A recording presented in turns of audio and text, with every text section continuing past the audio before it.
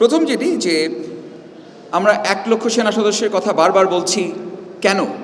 পূর্ববর্তী নির্বাচনগুলোতে আমাদের সর্বোচ্চ 40 থেকে 42 হাজার সেনা সদস্য আমরা মোতায়েন করেছিলাম, আর এবার 1 লক্ষ। তাহলে কেন এই বিশাল পার্থক্য এবং কেন এই এত বড় সংখ্যায় আমরা মাঠে গেলাম? অন্যান্য নির্বাচনের চাইতে এবারের নির্বাচনে আমাদের মোতায়েনের পার্থক্য হচ্ছে, আমি শুরুতে আপনারা খেয়াল করেছেন, আমরা স্বরাষ্ট্র মন্ত্রণালয়ের নির্বাচন পরিপত্রের কথা আপনাদেরকে উল্লেখ করেছি, যেখানে বাংলাদেশ সেনাবাহিনীকে, ইনফ্যাক্ট সশস্ত্র বাহিনীকে ভোট কেন্দ্রের আঙিনা পর্যন্ত যাওয়ার অনুমতি দেওয়া হয়েছে, যেটা পূর্ববর্তী নির্বাচনগুলোতে ছিল না। আমরা স্ট্রাইকিং ফোর্স হিসেবে দূরবর্তী একটা জায়গাতে কনসেন্ট্রেটেড হিসেবে আমরা একসঙ্গে অবস্থান করেছি। এবার আমি যে কথাটা একটু আগে এখানে একজন জানতে চেয়েছিলেন যে সাধারণ মানুষের নিরাপত্তার বিষয়টা, যাতে তারা নির্বিঘ্নে যাতে ভোট কেন্দ্রে যেতে পারে, সেই কথাকে মাথায় রেখে সম্মানিত সেনাবাহিনী প্রধান আমাদের ন্যূনতম প্রয়োজনীয় সেনা সদস্যকে রেখে বাকি সকল সেনা সদস্যকে উনি নিয়োগ করেছেন এই সুষ্ঠু ইলেকশন করার জন্য।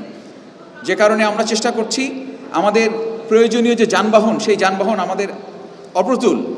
আমরা অসামরিক প্রশাসনের কাছে সাহায্য চেয়েছি যাতে তারা আমাদের রিকুইজিশন করে গাড়ি দেয়, সেটাও যখন দিতে পারছে না, আমরা গাড়ি হায়ার করে হলেও যাতে আমাদের এই সেনা সদস্যরা নিয়মিত টহলে থাকতে পারে, এবং তার জন্য তারা প্রস্তুত। আমাদের সেনা সদস্যরা অক্লান্ত পরিশ্রম করছেন।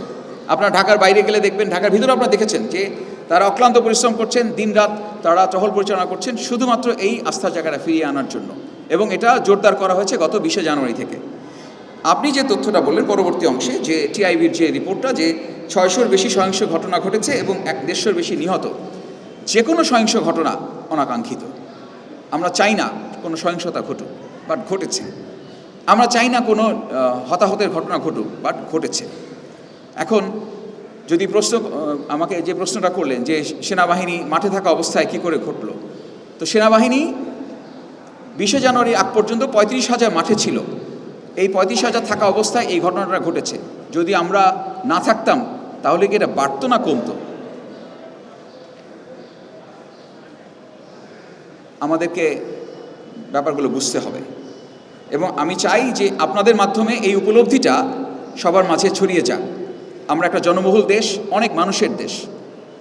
এর মাঝে আমরা 1 লক্ষ সেনা সদস্য নিয়োগ করার পরও সেটা সত্যিকার অর্থে অপ্রতুল। দুর্গম জায়গা আছে, বিপদসংকুল কেন্দ্র আছে, সব জায়গায় ফিজিক্যালি আমরা থাকতে পারছি না। কিন্তু আমাদের চেষ্টার কোনো ত্রুটি নেই। আমাদের সৈনিকেরা কোনো ধরনের তাদের বিশ্রাম নিয়ে তারা চিন্তিত না। যে কোনো সময় যে কোনো জায়গা থেকে একটা খবর বা একটা সংবাদ, একটা ইন্টেলিজেন্স কোনো রিপোর্ট সঙ্গে সঙ্গে তারা ছুটে যাচ্ছে।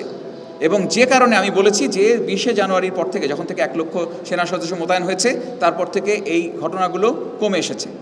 এখন একটা বিষয় আমি আপনাদের কাছে সাহায্য চাইব। আপনাদের কাছেও আমি জানি অনেক সময় অনেক তথ্য আসে। এই তথ্যটা যদি আপনারা আগে থেকে আমাদেরকে অবগত করতে পারেন, ক্যাম্পকে জানাতে পারেন, লোকাল ক্যাম্পকে জানাতে পারেন, তাহলে কিন্তু আমরা দ্রুত গতিতে সেটা মোকাবেলা করতে পারি। তাহলে সহিংসতাটা এড়ানো সম্ভব হয়। কিন্তু একটা জিনিস ঘটনা ঘটে যাওয়ার পরে যদি আমাদের কাছে আসে, তখন এটা আর কিছু করার থাকে না। তো আমি শুধু আপনাকে এটুকু বলতে পারি যে এই যে তথ্য, এবং আমি আপনার মাধ্যমেই বলবো যে এই 20 জানুয়ারির পর থেকে যদি আপনারা এখনকার তথ্য যদি সংগ্রহ করেন, তাহলে দেখবেন যে কত বড় পার্থক্য।